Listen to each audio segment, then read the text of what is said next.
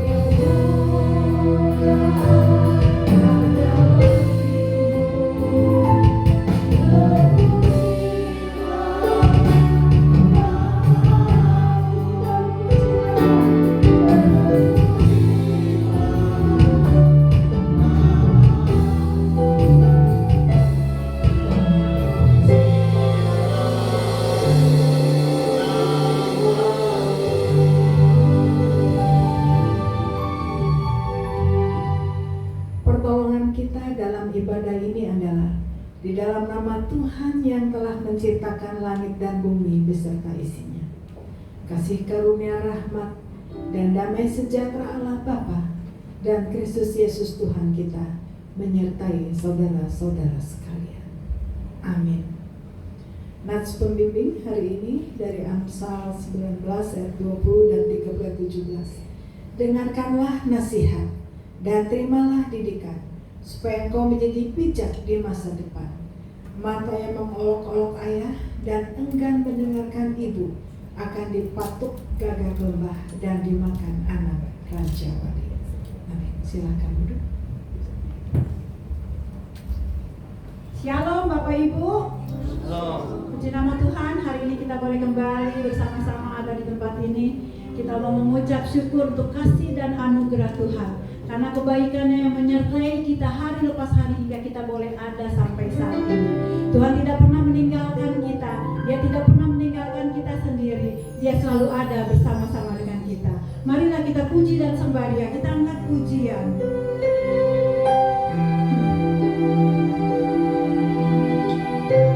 Bersama Bapa.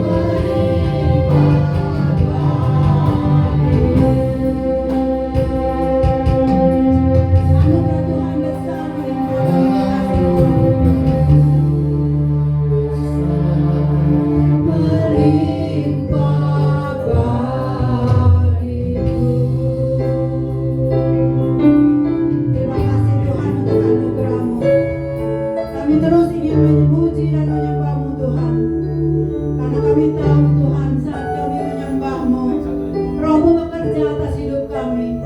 Saat kami memuji-Mu Tuhan, kuasa Tuhan bertakhta di atas puji-pujian kami. Saat ku menyembah-Mu Tuhan,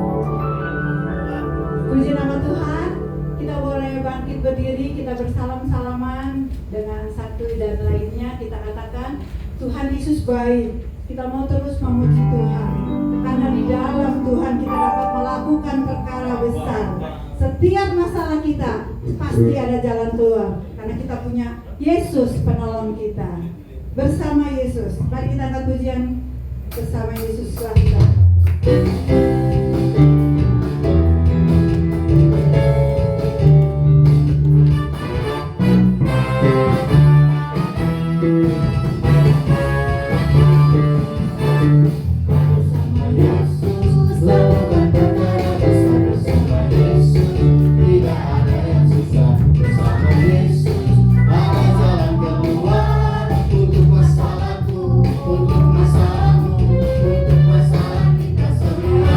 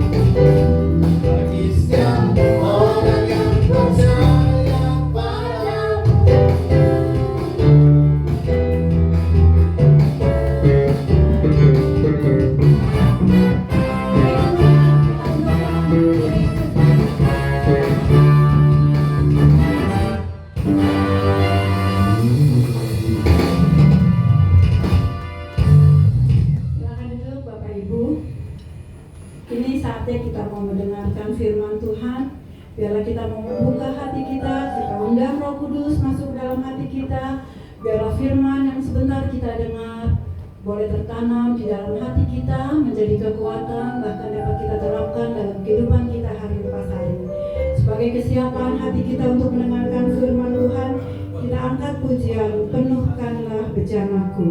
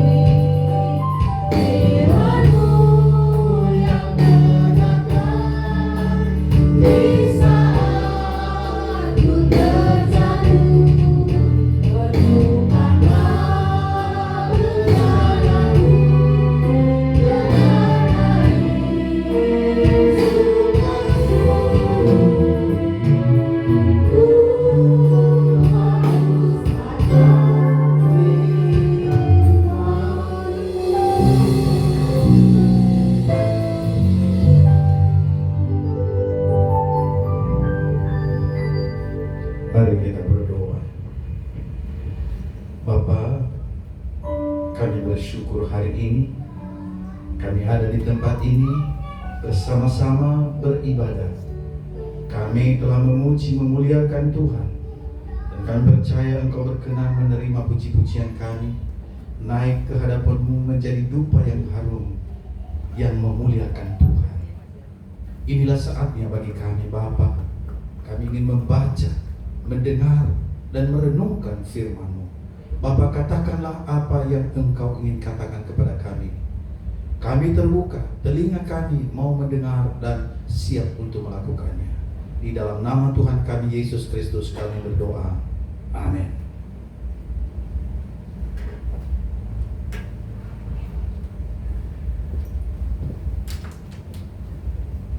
Shalom Bapak Ibu. Sebelum saya mengajak kita membaca firman Tuhan, saya mau bertanya, apakah Bapak dan Ibu hari ini tahu tema firman Tuhan yang akan kita dengarkan? Ada yang tahu? Oh Bapak Ibu, waktu saya menerima temanya juga temanya luar biasa. Temanya adalah perlu lidah mertua. Perlu lidah mertua.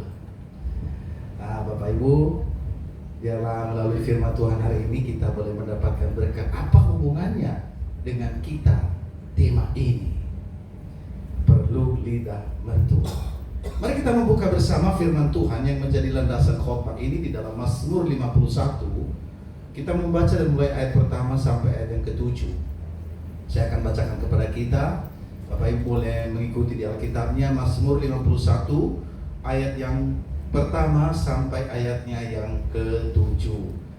Demikian firman Tuhan. Untuk pemimpin biduan, Mazmur dari Daud, ketika Nabi Nathan datang kepadanya setelah ia menghampiri Betseba. Kasihanilah aku ya Allah menurut kasih setiamu, hapuskanlah pelanggaranku menurut rahmatmu yang besar. Bersihkanlah aku seluruhnya dari kesalahanku, dan tahirkanlah aku dari dosaku.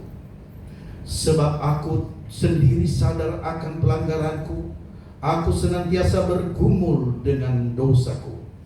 Terhadap engkau sajalah aku telah berdosa dan melakukan apa yang kau anggap jahat. Supaya ternyata engkau adil dalam putusanmu, bersih dalam penghukumanmu. Sesungguhnya dalam kesalahan aku diperanakan, dalam dosa aku dikandung ibuku. Sesungguhnya engkau berkenan akan kebenaran dalam batin, dan dengan diam-diam engkau memberitahukan hikmat kepadaku. Bersihkanlah aku daripada dosaku dengan hisop, maka aku menjadi tahir. Basuhlah aku, maka aku menjadi lebih putih dari salju. Demikian jauh pembacaan firman Allah. Kita berbahagia kalau kita mendengar, memelihara, dan melakukan dalam kehidupan sehari-hari. Bapak Ibu yang dikasihi Tuhan, pernahkah melihat tanaman hias bernama lidah mertua? Ada yang pernah melihat? Ada ya? Ya. Saya rupanya dalam hal ini telah saya pikir apa lidah mertua dan bagian firman Tuhan ini. Nah, lidah mertua ini, apa tanaman ini daunnya keras. Bukan hanya keras, tetapi daunnya tegak, tetapi ujungnya tajam. Itu lidah mertua. Lalu banyak orang berkata bahwa lidah mertua itu menyakitkan karena ujungnya tajam. Tetapi tahukah Bapak Ibu, lidah mertua itu ada fungsinya. Walaupun dia tajam menyakitkan, tetapi ada kegunaannya, yaitu menyerap racun dan membersihkan udara dan menyegarkan. Itu. Jadi lidah mertua itu punya kegunaannya menyerap racun, lalu membuat udara segar, dan juga membersihkan. Jadi berarti bukan hanya sakitnya, tetapi ada di balik itu, yaitu ada bersih dan segar. Bapak Ibu saudara yang saya kasih dalam Tuhan, begitulah juga hidup rohani kita. Kita butuh, kita perlu lidah mertua supaya hidup kita menjadi baik. Ketika kita membuat kesalahan, dosa, kita perlu ditegur, kita perlu diingatkan, kita butuh nasihat. Dan itulah Mazmur 51 tadi.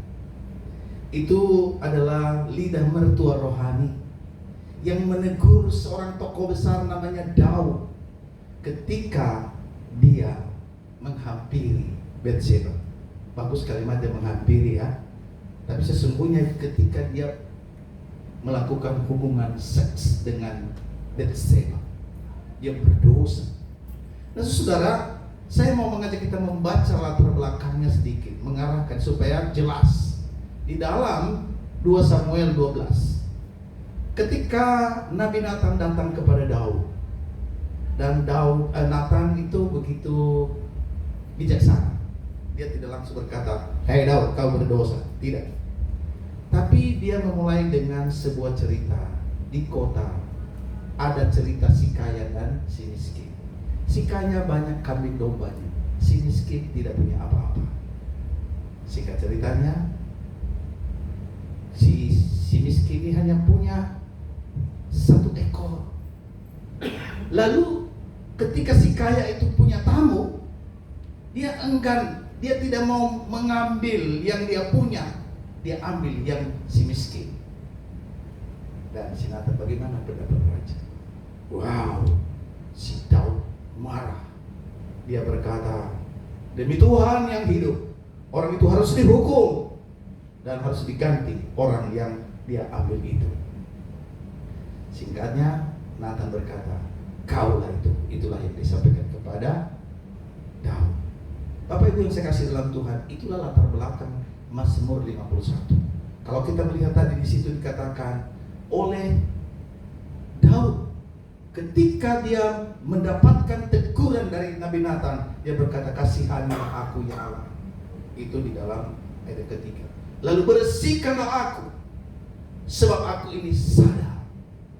Bapak dan Ibu saudaraku yang saya kasih dalam Tuhan Yesus Kristus, dari perikop 51 kita melihat pertama, Daud ketika dia mendengarkan teguran itu, nasihat itu, dia tidak melawan.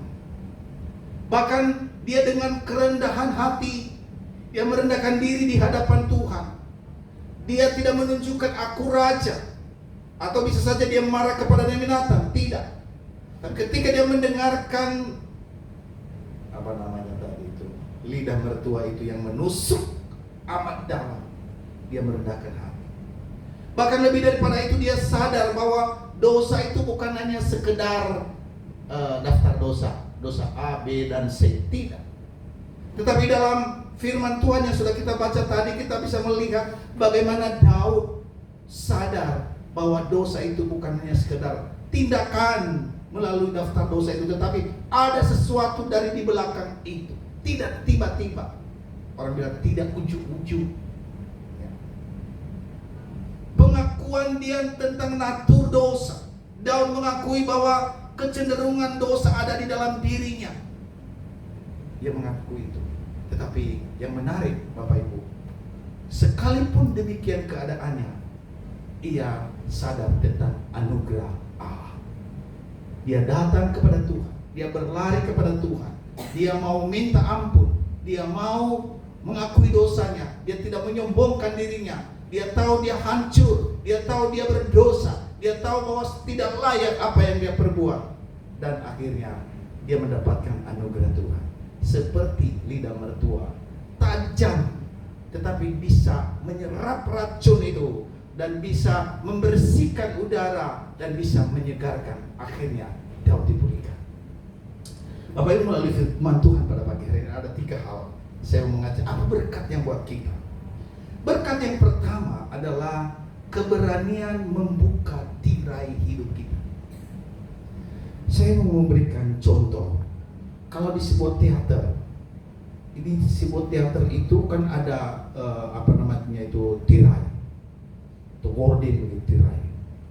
Nah, ketika tirai itu terbuka, lalu ada aktor keluar dari tirai itu, ada musik, terus memakai baju yang gagah, terus dia mengucapkan kata-kata yang begitu fasih, dan penonton yang ada di kursi, apa mereka bilang? Bilang apa? Wow, keren, betul ya? mantap, sempurna, ya. Tapi Bapak Ibu, tahukah di belakang layar apa yang terjadi? Ketika dia mempersiapkan itu, ada salah-salahnya. Bahkan mungkin dia menangis karena salah mengucapkan, atau pokoknya banyak kekurangan di sana sini. Tetapi yang tampil di luar, apa yang ditampilkan? Sesuatu yang luar biasa. Itulah kehidupan kita, betul? Kadang-kadang kita hanya menampilkan hal-hal yang baik, yang hal-hal yang dilihat orang, dan kita menjaga image orang, apa kata orang nanti. Tapi sesungguhnya tidak demikian keadaannya. Itu juga Daud.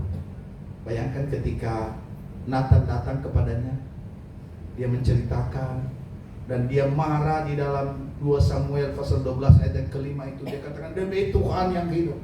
Wow, garam dia. Padahal dia sendiri dalam dosa. Bapak Ibu saudaraku yang saya kasih dalam Tuhan, ada sebuah cerita. Ada seorang anak muda datang kepada pendeta. Anak muda ini mau mengaku dosa kepada pendetanya. Apa dosanya? Dosanya anak muda ini ketika dia cerita kepada Pak Pendeta telah mencuri tali. Wah, hebat ya. Pak Pendeta bilang, wah, mencuri tali. Pak Pendeta bertanya, talinya berapa meter? Dia bilang 6 meter Pak Pendeta. Pak Pendeta, masa hanya 6 meter tali, datang minta pengakuan dosa kepada pendeta. Lalu Bapak Pendeta bertanya, iya, kamu telah mengambil, tentu ada gunanya buat kamu mengambil tali itu. Tapi saya mau tanya kepada kamu, apa yang ada di ujung tali itu? Akhirnya dia tunduk dengan lirih.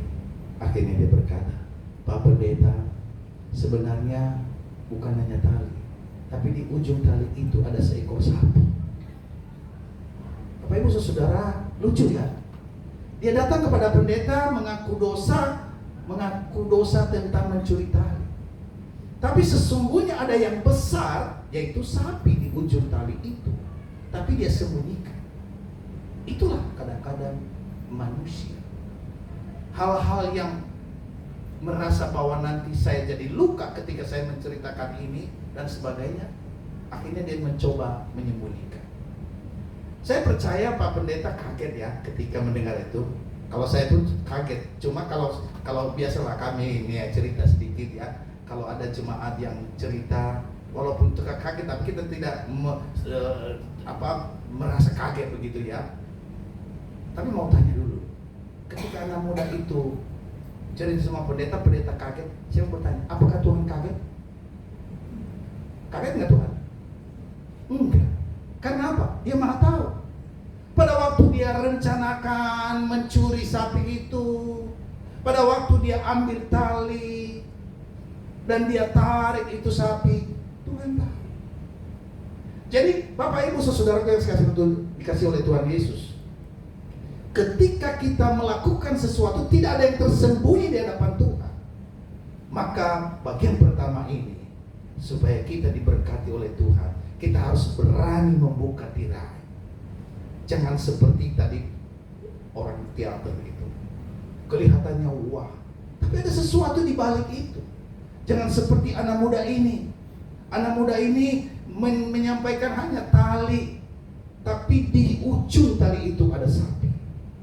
Bagaimana supaya kita bisa diberkati oleh Tuhan? Langkah pertama, berani membuka tirai hidup kita. Ini aku Tuhan, ini aku. Dan Daud berkata, Tuhan, aku sanggup, kasihanilah aku. Tidak ada yang tersembunyi di hadapan. Itu yang dilakukan. Lalu yang kedua, Bapak dan Ibu yang saya kasih dalam Tuhan, yang kedua adalah di mana lidah mertua itu menyakitkan tetapi menyembuhkan. Kita harus berani membongkar semuanya. Teguran Nabi Nathan itu menyakitkan. Tidak enak sekali bagaimana seorang raja ditegur, kaulah itu. Tapi firman Tuhan bekerja secara luar biasa. Dalam kehidupannya si Daud, dia bertobat. dia membuka diri, dia terbuka. Berbeda dengan seorang anak. Seorang anak dia mendapat nilai merah di sekolah. Dan biasanya kan diberitahukan kepada orang tua. Bapak Ibu yang dikasih oleh Tuhan, anak ini karena merah rapornya, dia sembunyi di bawah bantal. Nggak enak dilihat papa mama. Bapak Ibu yang saya kasih dalam Tuhan, apakah selesai masalahnya? Tidak. Lagi-lagi anak ini sudah buat masalah, tidak mau memberitahukan rapor merahnya. Karena tidak hati-hati, mereka punya mangkok yang bagus. Karena terburu-buru kesenggol, lalu jatuh, hancur, berantakan. Akhirnya dia lihat kiri kanan, ada orang. Lalu dia sapu, dia bersihin, dia masukkan dalam kantong, dia taruh di belakang di sini, supaya papa mama tidak memarahi dia. Tenang. Tapi masalahnya beres nggak? Nggak beres, Bapak Ibu. Nggak beres. Ada masalah yang disembunyikan. Lalu anak ini tidur dan dia mimpi. Pada waktu dia mimpi, Yesus datang dan berkata kepada dia, "Hei, mana kado untuk saya?" "Waduh, saya belum siapkan kado Tuhan." Lalu karena dia belum siap, Yesus berkata, ada kado yang saya mau. Apa? Dia bilang, "Mana rapormu yang merah itu? Lalu mana mangkok gelas yang pecah dan kotor itu? Kamu sembunyikan di belakang, kamu taruh di bawah bantalmu." Dia bilang, "Kau Tuhan tahu." "Iya, serahkan. Kalau engkau mau menyerahkan itu, maka aku bisa membuat itu menjadi baik. Baik rapormu, aku bisa memperbaharui lagi, aku bisa membentuk ulang mangkok yang pecah itu, membersihkan yang kotor itu." Akhirnya dengan malu dia serahkan kepada Tuhan, dan Tuhan membersihkan akan hal itu. Bapak Ibu, ini adalah sebuah cerita, tetapi sesungguhnya itulah ketika kita sudah membuka tirai dan tidak berhenti di situ, kita harus berani mengakui di hadapan Tuhan secara tuntas. Firman Tuhan katakan dalam 1 Yohanes 1 ayat 8. Apa itu? Kalau kita mengaku dosa, kalau kita berkata kita tidak berdosa, maka kita menipu diri sendiri dan kebenaran tidak ada di dalam kita. Dulu kita bisa menipu kalau aku baik-baik saja. Tetapi 1 Yohanes 1:9, jika kita mengaku dosa kita, maka Ia setia dan adil. Ia mengampuni segala dosa kita dan menyucikan kita dari segala kejahatan kita. Jadi langkah yang kedua ini penting. Kita harus membongkar, kita harus menyerahkan kepada Tuhan. Ya. Ceritakan seorang yang baru bertobat. Ketika dia baru bertobat, dia undang Tuhan Yesus masuk dalam hidupnya. Ya. Terus dia bilang, setelah saya undang Yesus masuk dalam hidup saya, aman dong hidup saya. Tapi dia kasih syarat sama Tuhan.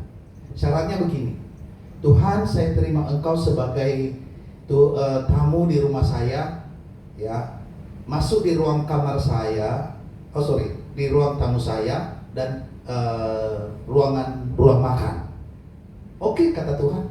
Ya, masuk dalam rumah, duduk di ruang tamu dan ruang makan. Bapak Ibu, berikut ternyata ada pergumulan orang baru ini. Ada satu ruangan hobinya yang belum dia serahkan. Maka si iblis setan datang, dan di ruang hobinya dia dikebukin di situ, dia jatuh di situ, dia babak belur di situ. Dia bertanya kepada Tuhan, "Tuhan, bukankah aku sudah terima Engkau?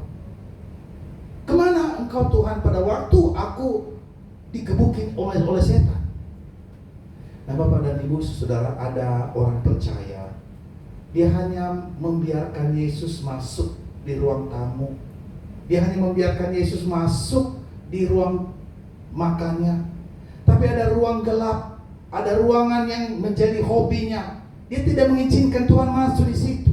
Dan disitulah iblis bermain dan menggebuki dia jatuh dalam dosa. Dan ketika dia bertanya kepada Tuhan, "Tuhan, kenapa aku digebukin setan?" Tuhan berkata, "Di ruangan mana engkau digebuki?"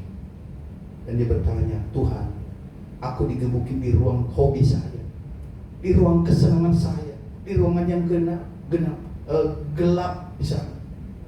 Akhirnya dia berkata, sekarang Tuhan, saya undang Engkau masuk juga di dalam ruangan itu, dan mohon Tuhan bersihkan. Dan Tuhan berkata, aku mau masuk. Dan ketika dia masuk di situ, maka dia membersihkan ruangan itu. Ruangan itu dindingnya kotor, ada gambar-gambar yang najis di situ, ada hal-hal yang hanya dia yang tahu. Dan ketika dia serahkan sama Tuhan, Tuhan membersihkan itu semua. Dan seluruh rumah itu dia serahkan sama Tuhan. Berikut iblis datang, setan datang, dan dia tidak bisa masuk lagi. Karena apa?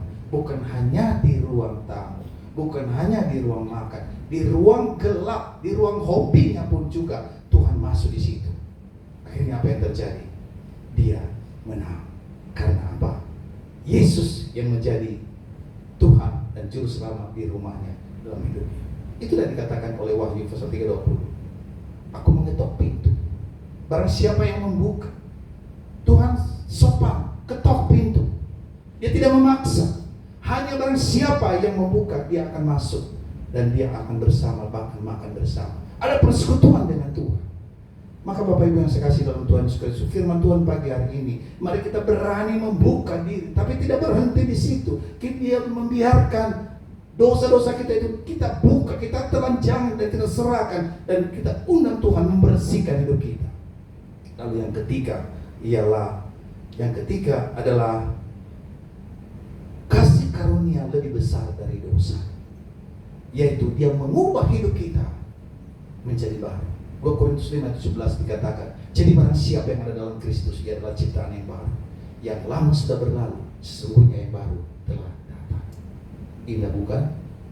Jadi kalau kita sudah jadi baru, semua yang lama itu, semua yang dosa yang kita lakukan, itu akan menjadi yang lama.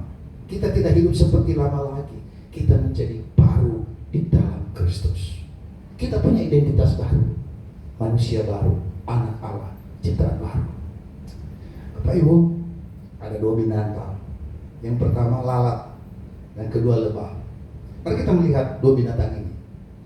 Kalau lalat terbang, kemana dia pergi biasanya? Kemana Pak? Cari bahan kayu, betul. Cari sampah, kotoran. Memang itu naturnya lalat. Dan bukannya itu, ketika dia terbang, menyebarkan penyakit. Betul? Dia hinggap di makanan. Ya. Tapi bagaimana dengan lebah? Ketika dia terbang, kemana dia pergi? Cari bunga. Bunganya dia ambil madunya. Jadi 2 yang berbeda. Orang yang hidup dalam hidup lama, yang dia cari kotoran, memang selalu ke sana. Tetapi orang yang sudah diubahkan hidupnya, hidup dalam Tuhan, maka Bapak dan Ibu yang dia cari apa? Madu yang manis, yang enak, yang menjadi berkat. Mari Bapak dan Ibu yang saya kasih dalam Tuhan, perlu lidah mertua. Jangan anti dengan teguran. Dan ketika teguran firman Tuhan itu datang kepada kita, maka kita harus berkatakan, ya Tuhan. Kita harus membuka tirai hidup kita. Dan kita harus menyerahkan seluruh hidup kita, akui kelemahan kita, dosa kita, dan serahkan sepenuhnya kepada Tuhan. Dan Tuhan akan mengubah kita melalui Roh-Nya yang kudus, Roh-Nya yang memimpin hidup kita, sehingga perjalanan hidup kita sebagai ciptaan yang baru, identitas baru, anak Allah, saya percaya bahwa kita akan menjadi berkat. Amin. Mari kita berdoa. Bapa di surga, terima kasih untuk firman-Mu pagi hari ini. Engkau sendiri yang berbicara kepada kami. Roh-Mu yang kudus yang akan menolong kami untuk boleh menjadi pelaku-pelaku firman Tuhan, supaya hidup kami menjadi hidup yang segar, hidup yang bersih, hidup yang sudah dikuduskan oleh Tuhan, sehingga hidup kami sesuai dengan identitas kami, ciptaan baru, manusia baru, anak Allah, boleh sungguh menyenangkan hati Tuhan, memuliakan Tuhan, dan menjadi berkat bagi sesama kami. Terpujilah Engkau Bapa, kekal kuasa-Mu. Di dalam nama Tuhan Yesus Kristus kami berdoa. Amin.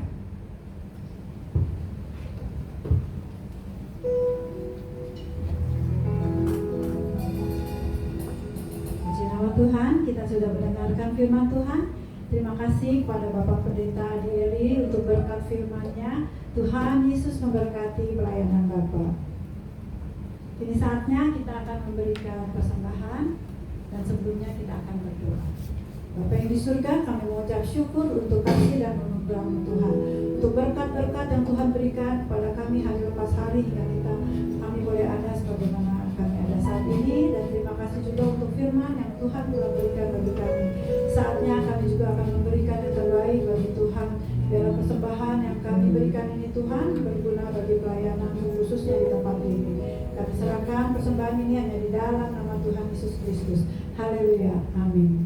Dan sebelumnya saya akan membacakan ayat persembahan yang diambil dari Mazmur 116 ayat 17 dan 18. Aku akan mempersembahkan korban syukur kepadamu dan akan menyerukan nama Tuhan, akan membayar nasarku kepada Tuhan di depan seluruh umatnya. Pada pelayan dipersiapkan, kita akan menyanyikan lagu Betapa Ku Bersyukur.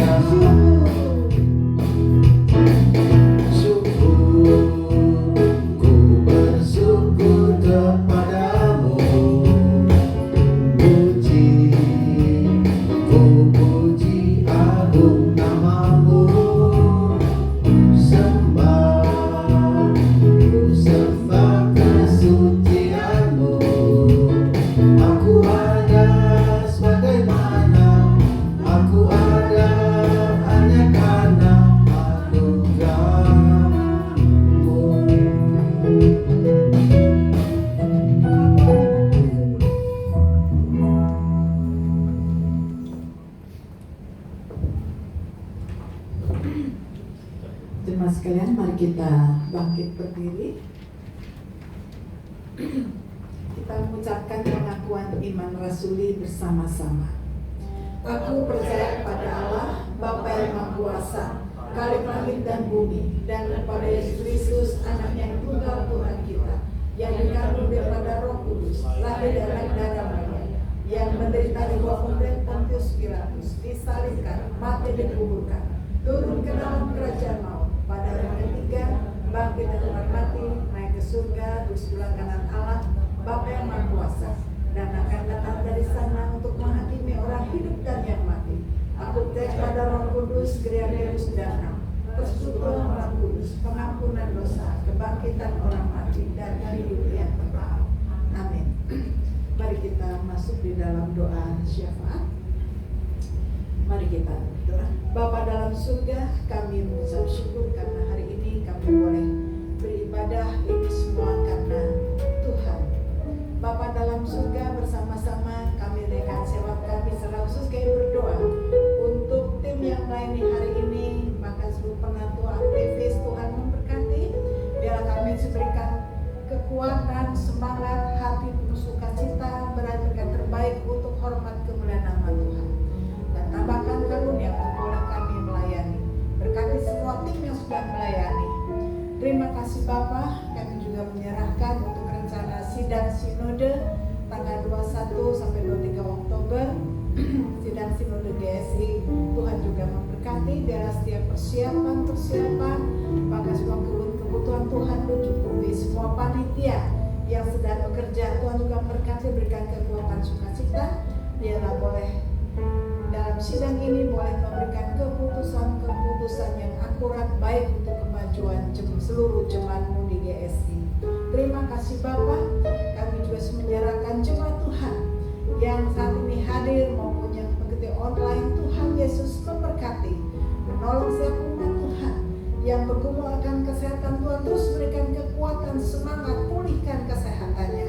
Yang sedang bergumul untuk masa depan, masa tua maupun mencari teman hidup, Tuhan memberkati. Apapun berikan terbaik, kami percaya di dalam Tuhan masa depan kami baik, walaupun harus melalui berbagai kerikil-kerikil yang tajam. Di akhirnya kami boleh mencapai gunung batu yang indah. Terima kasih Bapa.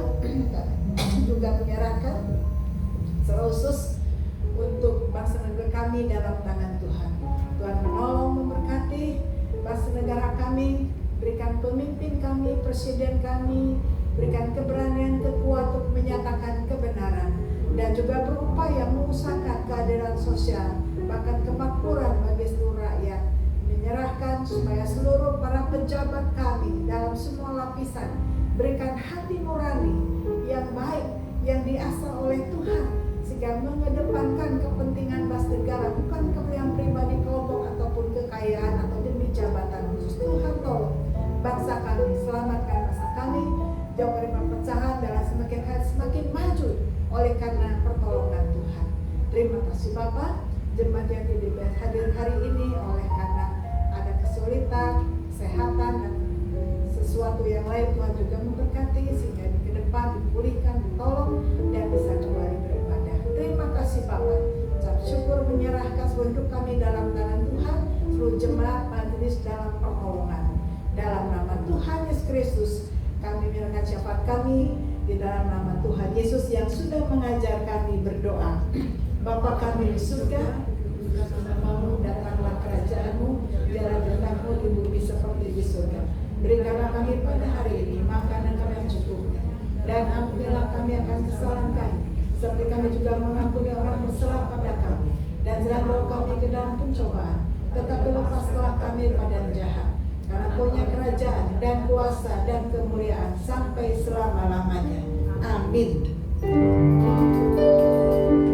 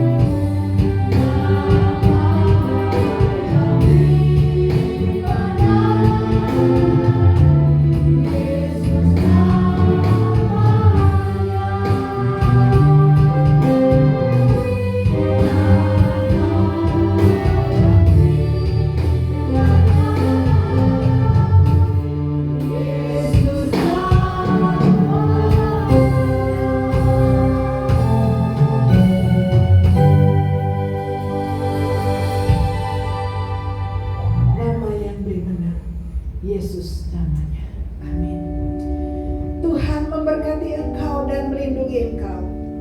Tuhan menyinari engkau dengan wajah-Nya dan memberi kau kasih karunia. Tuhan menghadapkan wajah-Nya kepadamu dan memberi kau